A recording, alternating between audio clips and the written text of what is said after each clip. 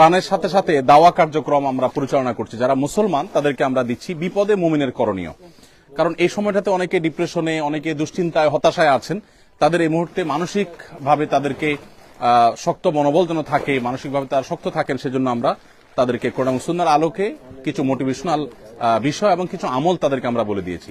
একজন ভালো মুসলমান হইতে করণীয় কি সে বিষয়ে কিছু নির্দেশনা আছে। লিফলেটগুলো সবাইকে একটা করে ত্রাণ প্যাকেটের সাথে দিয়ে দেন। আপনারা সবাই 5 ওয়াক্ত নামাজ পড়বেন, আল্লাহকে ভয় করে চলবেন, ঠিক আছে ইনশাআল্লাহ? হ্যাঁ, এই বন্যার সময় অনেকে সামান্য একটু লুঙ্গি বাঁচানোর জন্য আপনার কাঁচা মেরে সতর খুলে ফেলেন। খবরদার, সতর খোলা যাবে না, সতর ঢাকবেন। একটু লুঙ্গি ভিজলে প্রয়োজনে ওটা আবার শুকায় নিবেন, আর একটা লুঙ্গি চেঞ্জ করবেন। সামান্য একটু লুঙ্গি বাঁচানোর জন্য ফরজতরক করবেন না। যাই হোক প্রিয় দর্শক, আমরা এই এলাকাতে অর্থাৎ বেগমগঞ্জের আরো 1-2টা জায়গায় যাবো ইনশাআল্লাহ। এরপরে লক্ষ্মীপুরে এবং নোয়াখালীর আরো কিছু জায়গায়, কবিরহাট, কোম্পানিগঞ্জ, আরো কিছু জায়গায় ইনশাআল্লাহ আমরা যাওয়ার চেষ্টা করব। আমরা দোয়া করি আল্লাহ রাব্বুল আলামিন দুর্গত মানুষের দুর্গতি দূর করে দিন। এটা আপনার জন্য হাদিয়া। অতএব ওই যে কাঁচা মেরে সতর খোলে না, রান খোলা রাখে, এটা করা যাবে না।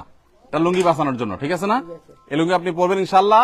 আর ভালো পানি খাবেন, এটার ভিতরে পানি বিশুদ্ধকরণ ট্যাবলেট থাকার কথা, ওইটা দিয়া তারপরে খাবেন, বেশটাই অনুমোদিত। আল্লাহ আপনাদের ভালো রাখুন, ঠিক আছে? ফিয়ামানিল্লাহ, জাযাকুমুল্লাহ খাইর।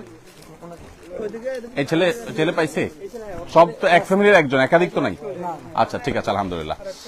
আল্লাহ তাআলা আমাদের সবাইকে দুর্গত মানুষদের পাশে দাঁড়াবার তৌফিক দান করুন।